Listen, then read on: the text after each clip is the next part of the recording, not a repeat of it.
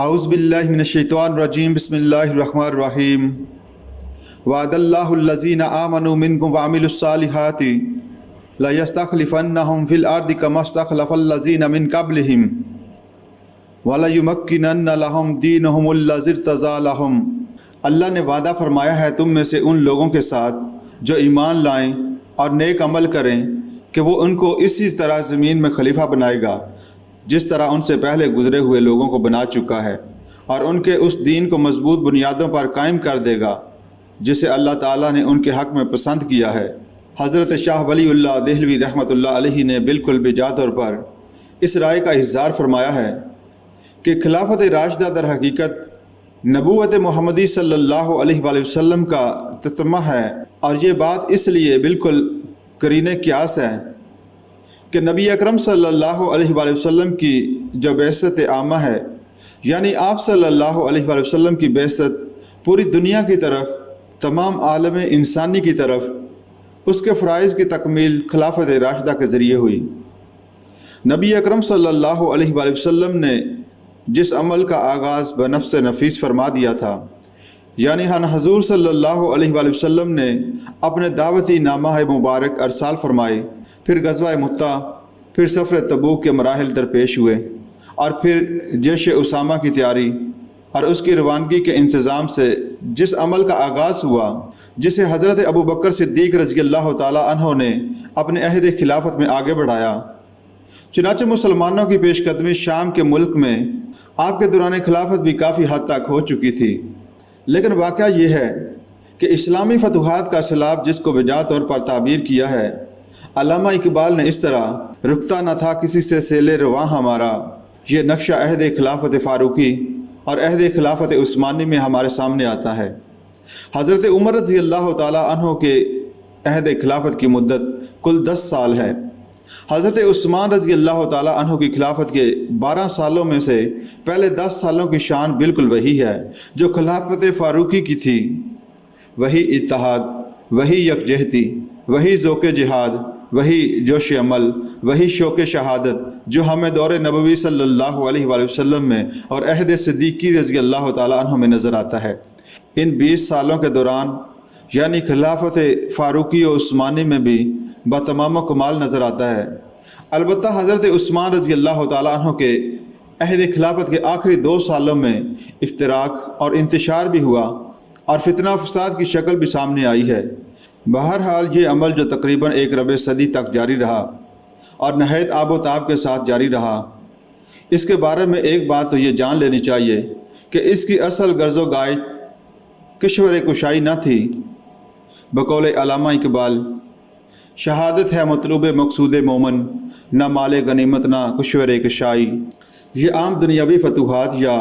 دوسرے فاتحین کی دنیا میں پیش قدمی سے بالکل ایک مختلف معاملہ ہے۔ جب حضرت سعد بن ابی وقاص رضی اللہ تعالیٰ عنہ سے جو فاتح ایران ہیں، ایرانیوں کی جانب سے یہ سوال کیا گیا، آپ ہم پر کیوں چڑھ آئے ہیں؟ یہ جنگ کس لیے ہے؟ ہمارے مابین تو کوئی تنازعات بھی نہ تھے۔ تو حضرت سعد رضی اللہ تعالیٰ عنہ نے وہ جواب دیا جو تاریخ میں آب زر سے لکھے جانے کے قابل ہے اور جو تا قیام قیامت روشن و تابان رہے گا۔ انہوں نے ایرانیوں کے سوال کے جواب میں کہا، اِنَّا قَدْ أُرْسِلْنَا لِنُخْرِجَ النَّاسَ مِنْ ظُلُمَاتِ الْجَهَالَةِ إِلَى نُورِ الْإِيمَانِ وَمِنْ جَوْرِ الْمُلُوكِ إِلَى عَدْلِ الْإِسْلَامِ۔ ہم بھیجے گئے ہیں، یعنی میں آیا نہیں لایا گیا ہوں، ہم خود نہیں آئے، ہم ایک مشن پر ہیں، اور وہ مشن کیا ہے کہ ہم نوح انسانی کو جہالت سے نکال کر ایمان کی روشنی میں لائیں اور بادشاہوں کے ظلم و ستم کے پنجے سے نجات دلا کر اسلام کے عدل سے روشناس کریں۔ یہ وہی بات ہے کہ اصل مقصد شہادت حق تھا۔ شہادت کے ایک معنی اللہ کی راہ میں گردن کٹوا دینے کے بھی ہیں، اور اسی طرح گویا کہ ہر مجاہد فی سبیل اللہ کا ایک انفرادی نصب العین ہے۔ یہ وہ تمنا ہے کہ جو ہم دیکھتے ہیں کہ خود محمد رسول اللہ صلی اللہ علیہ وآلہ وسلم کی زبان پر آ رہی ہے۔ احادیث میں ان حضور صلی اللہ علیہ وآلہ وسلم کی یہ دعائیں منقول ہیں، اللہم انی اسألک شہادۃ فی سبیلک، اے اللہ میں تجھ سے اپنے راستہ میں شہادت کا طلبگار ہوں، اور اللہم ارزقنی شہادۃ فی سبیلک، اے اللہ مجھے اپنے راستہ میں شہادت عطا فرما۔ اسی طرح بخاری شریف میں فرمایا، اس ذات کی قسم جس کے قبضہ قدرت میں محمد صلی اللہ علیہ وآلہ وسلم کی جان ہے، کہ میری آرزو ہے کہ میں اللہ کی راہ میں جہاد کروں اور قتل کر دیا جاؤں اور پھر زندہ کیا جاؤں، پھر اللہ کی راہ میں قتل ہونے کی سعادت حاصل کروں اور پھر زندہ کیا جاؤں۔ یہ دوسری بات ہے کہ اپنے رسولوں کے بارے میں اللہ کی سنت یہ ہے، اس کا اٹل قانون ہے کہ وہ مغلوب نہیں ہو سکتے۔ کتب اللہ لا اغلبن انا ورسولی، لازماً میں اور میرے رسول غالب رہیں گے، اور جو مغلوب نہیں ہو سکتا، ظاہر ہے کہ وہ مقتول کیسے ہو سکتا ہے؟ چونکہ قتل مغلوبیت کی علامت ہے، لہٰذا یہ خواہش حضور صلی اللہ علیہ وآلہ وسلم کی پوری نہیں ہوئی۔ لیکن لفظ شہید کے ایک دوسرے معنی بھی ہیں، جس کی روح سے ہر رسول شہید ہے، اور اس شہید کے معنی ہیں گواہ۔ اس بات کو سورۃ النساء کی آیت نمبر 41 میں واضح کیا گیا کہ عدالت اخروی میں تمام رسول شہید یعنی گواہ بنا کر پیش کیے جائیں گے۔ فَكَيْفَ إِذَا جِئْنَا مِنْ كُلِّ أُمَّةٍ بِشَهِيدٍ وَجِئْنَا بِكَ عَلَىٰ هَٰؤُلَاءِ شَهِيدًا، پس سوچو کہ اس وقت یہ کیا کریں گے جب ہم ہر امت میں سے ایک گواہ لائیں گے اور ان لوگوں پر تمہیں یعنی محمد صلی اللہ علیہ وآلہ وسلم کو گواہ کی حیثیت سے کھڑا کریں گے۔ کہ شہادت علی الناس کا فریضہ دنیا میں حق کی گواہی دینا اپنے قول سے اور اپنے عمل سے، اور یہی وہ فریضہ ہے جو حضرت محمد صلی اللہ علیہ وآلہ وسلم امت کے حوالے فرما کر اس دنیا سے تشریف لے گئے تھے۔ چنانچہ یہ بات سورۃ بقرہ میں بائیں الفاظ میں وارد ہوئی، وَكَذَلِكَ جَعَلْنَاكُمْ أُمَّةً وَسَطًا لِتَكُونُوا شُهَدَاءَ عَلَى النَّاسِ وَيَكُونَ الرَّسُولُ عَلَيْكُمْ شَهِيدًا۔ اے مسلمانوں، ہم نے اس طرح تمہیں ایک بہترین امت بنایا ہے تاکہ تم گواہی دو پوری نوع انسانی پر، اور اللہ کے رسول گواہ ہو جائیں تم پر۔ یہ بات سورۃ حج میں بھی آتی ہے۔ وہاں مسلمانوں کو للکارا جا رہا ہے اور ان کو حکم دیا جا رہا ہے کہ وَجَاهِدُوا فِي اللَّهِ حَقَّ جِهَادِهِ هُوَ اجْتَبَاكُمْ، اور اللہ کی راہ میں محنت کرو، جدوجہد کرو، جیسا کہ اس کے لیے محنت اور سعی و کوشش کرنے کا حق ہے، اللہ نے تمہیں چن لیا ہے۔ یہ چناؤ اور انتخاب کس مقصد اور کس غائد کے لیے کیا گیا ہے، اس کو اسی آیت میں آگے ان الفاظ میں واضح کیا گیا، لِيَكُونَ الرَّسُولُ شَهِيدًا عَلَيْكُمْ وَتَكُونُوا شُهَدَاءَ عَلَى النَّاسِ، تاکہ رسول گواہی دے تم پر اور تم گواہی دو پوری نوع انسانی پر۔ خلافت راشدہ کے دوران ہمیں وہ نظام دین حق، وہ نظام عدل اجتماعی، انصاف و قسط کے اصول پر بالفعل قائم و نافذ نظر آتا ہے، جس کی آج کے انسانوں کو اصل ضرورت ہے۔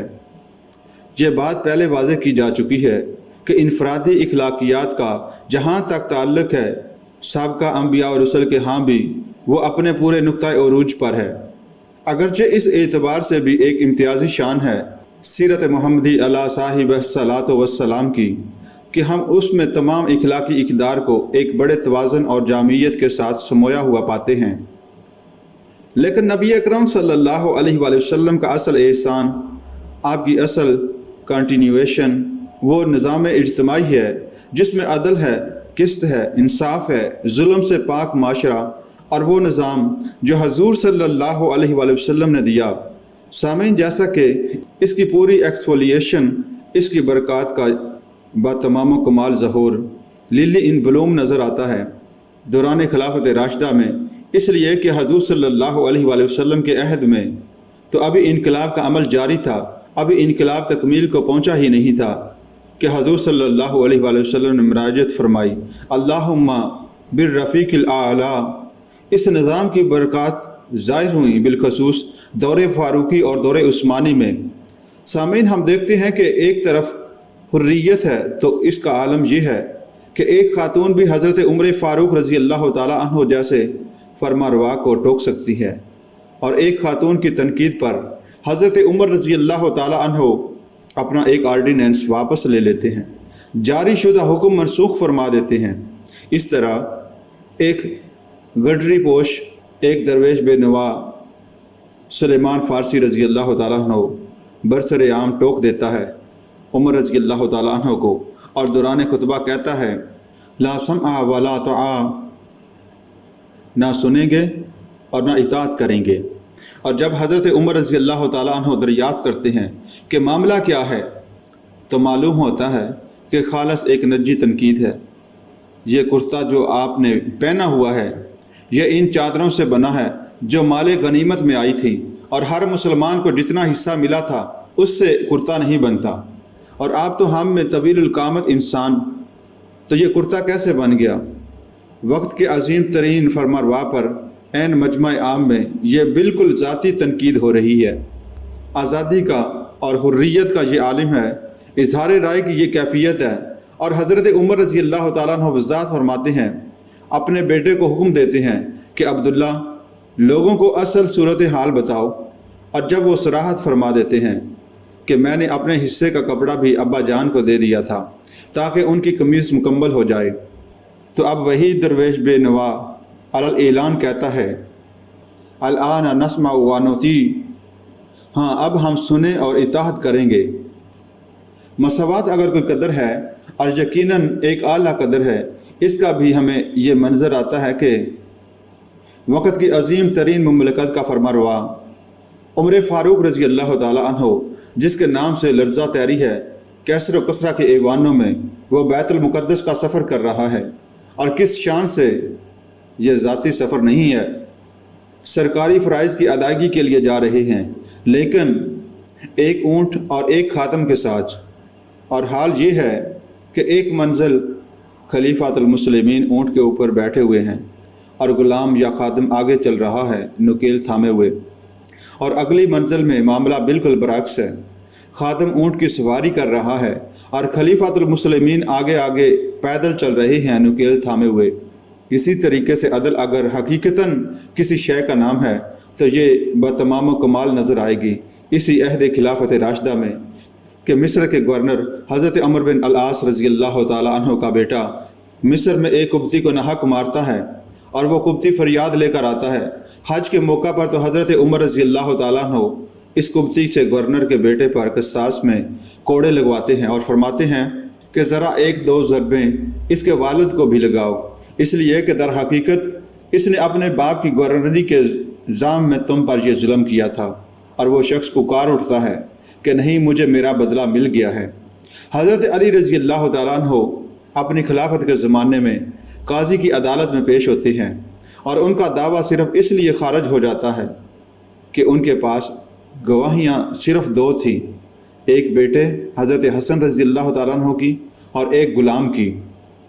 اور عدالت فیصلہ کرتی ہے کہ کسی شخص کے حق میں اور اس کے بیٹے اور اس کے ذاتی غلام کی گواہی قبول نہیں ہو سکتی،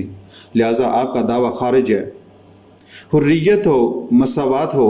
عدل و انصاف ہو، یہ تمام اقدار کہ جن کی یوں سمجھیے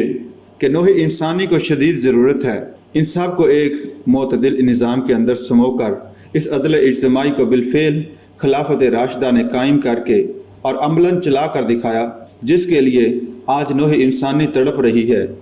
یہ ہے وہ حجت جو خلافت راشدہ کے ذریعے تا قیام قیامت نوع انسانی کے لیے قائم ہو چکی ہے۔